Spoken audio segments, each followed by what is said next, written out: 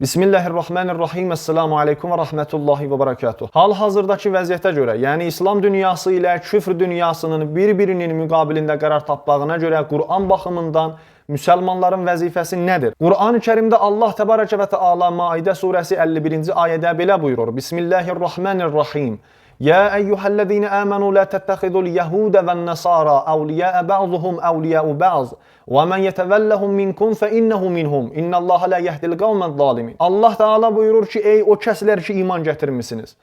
Yahudilərlə Nəsraniləri, Məsihliləri, Xristiyanları özünüzə dost tutmayın. Onlar ancaq bir-birinin dostudur. Əgər sizdən, yəni müsəlmanlardan, onlardan, yəni Yahudilərdən, Nəsranilərdən özünüzə dost tutsanız, əgər onlarla müttəfiq olsanız, o zaman onlardan hesab olunursunuz və Allah Teala zalim qövmü hidayət etməz. Əziz müsəlmanlar, hal-hazırda bunun misdaqları, bu ayənin misdaqı göz qabağındadır. Amerika İsraili hidayət eləyir, himayət eləyir, həmçinin İngilisdir, himayət eləyir, həmçinin Fransadır, himayət eləyir və digər ölkələr ki, İsraildən, yəni Yahudilərdən, kafir sehyunistlərdən himayət eləyirlər. Əziz müsəlmanlar, bir ölkənin digər ölkə ki, məsələn Məsihidir, məsələn Yahudidir, onlarla əlaqəsindən danışmırıq. Əlaqə ilə dostluq və müttəfiqlik fərq edir. Yəni, əlaqə saxlamaq o demək deyil ki, dostluq vardı bunların arasında və müttəfiqlik vardı bunların arasında. O adamlar ki, deyirlər, bəli, filan ölkə, filan Məsihi ölkəsi ilə, filan Xristiyan ölkəsi ilə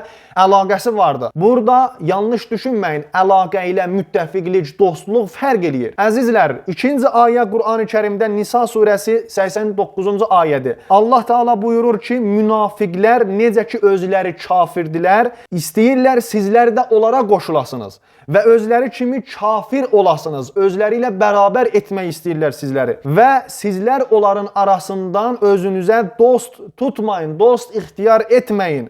Ta o zamana qədər ki, onlar Allahın yolunda hicrət etsinlər. Bu ayənin misdaqı isə hal-hazırda Ərəbistanı, Səudiyyə kimi bir ölkədir. Vəhabi dövləti, həmçinin Yordaniyadır, həmçinin Qətər dövlətidir. Çox təəssüflər olsun ki, Ərəb dövlətlərindən bir neçəsi Yahudilərin, kafirlərin müttəfiqi olublar. Kafirləri özlərinə dost tutublar, onlara yardım eləyirlər, onları himayət eləyirlər.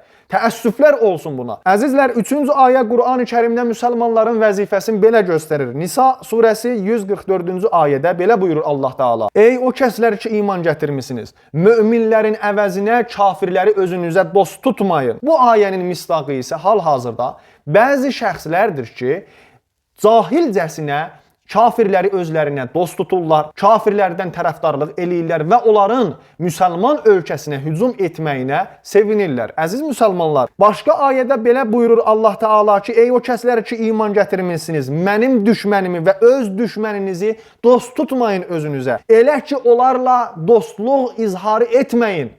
Və ayənin ardında buyurur ki, onlar sizinlə həm əqidədə müxalifdirlər. Hal-hazırda özümüz görürük. Açıq aydın Yahudilərlə müsəlmanların əqidəsini görürük. Onlar İslam dinin, İslam dünyasını istəmirlər. Yəni İslam dini ilə düşməndilər. İslam dininə görə, yoxluğuna görə çalışırlar, vuruşurlar, döyüşürlər. Bunu İslam dünyası başa düşməlidir. Əziz qardaş və bacılar, bu ayələrin müqabilində Allah Teala buyurur ki, İnnəməl mu'minun ixvətun fəəslihu beynə əxavaykum vəttəqullaha ləalləkum turhamun. Allah Teala buyurur ki, möminlər bir-biri ilə qardaşdır. Möminlər bir-biri ilə qardaşdır. Fəəslihu beynə əxavaykum. Öz qardaşlarınızın arasında sülh bərqərar eləyin. Əzizlər, Allah təbarəkə və təala əmr eləyir ki, möminlər, müsəlmanlar bir-biri ilə sülhləri olsun, bir-biri ilə müttəfiq olsunlar, qardaşdırlar. Digər ayədə Allah Teala buyurur ki, "Va'tasimu bihablillahi cemiyan və la təfərraqu." Allahın kəndirindən yapışın və mütəfərriq olmayın.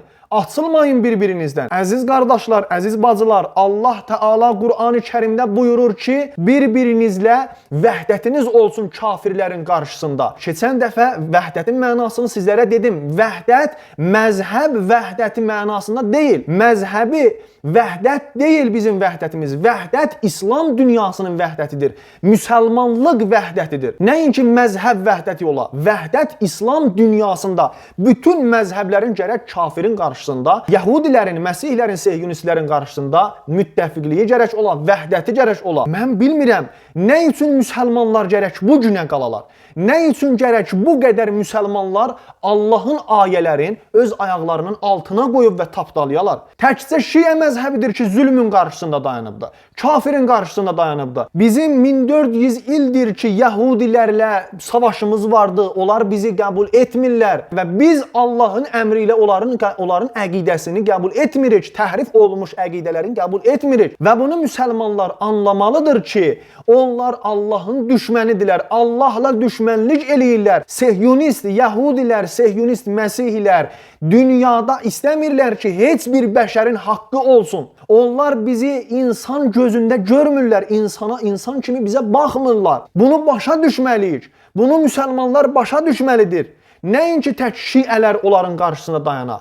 Bəlkə bütün müsəlmanlar dayanmalıdır. 1 milyard yarım müsəlman nə üçün gərək zülmün qarşısında, kafirlərin qarşısında baş əyib diz çöksünlər? Nə üçün axı? Nə üçün bəs bu müsəlmanlar, 1 milyard yarım müsəlman niyə ayağa qalxa bilmir? Nə üçün qalxmırsınız? Nə üçün özünüzü bu qədər qeyrətdən salmaq istəyirsiniz? Görün müsəlmanların arasına necə nüfuz eləyiblər bu Yəhudilər, kafirlər. Hər dildə olurlar, hər nəcadda olurlar, olsunlar. Bizim dinimiz, Allahımız vahiddir. Bizim vahid dinimiz vardır. Gərək bu dinimizə görə çalışaq və zülm əleyhinə qalxaq. Heç olmasa biz bəşəriyyətə görə, insaniyyətə görə gərək biz ayağa qalxaq və bu zülmün əleyhinə çıxaq. Əziz qardaşlar, bacılar, müsəlmanlara ayıb deyilmi?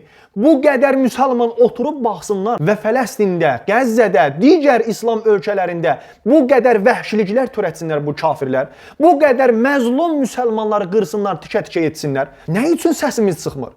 Nə üçün səs çıxmır müsəlmanlardan? Niyə ayağa qalxan yoxdur? Niyə 1 milyard müsəlman əgər ayağa qalxsa, kafirdən, yahuddan əlamət qalar, əsər qalarmı? Nə üçün gərək kafir bir ölkə gəlib, müsəlman bir ölkəsini süd verən inəyə oxşatsın? Deyir, süd verən inəkdə Ərəbistanı, Saudiyə südü qutarandan sonra təpik vurub tullayacam kənara. Nə üçün gərək vəhy ölkəsini belə bir şeyə bənzətsin kafirlər? Nə üçün axı müsəlmanlar qeyrətə gəlib durmur ayağa? Sosial şəbəkələrdə hal-hazırda gedin baxın, görün videoların altında nə qədər Yəhud agentləri, Yəhud məmurları tökülüblər ora və fake səhifələrlə, fake kanallarla məyus etməyə çalışırlar müsəlmanları. Onların 90%-i bəlkə fake səhifələrdir, fake kanallardır ki, müsəlmanları məyus etməyə çalışırlar. Zülm əleyhinə gərək dursun insanlar. Qur'an-ı Kərim ziddir zülmün əleyhinə durmamağı ilə. Qur'an-ı Kərim özü əmr eləyir ki, zülm əleyhinə qalxın.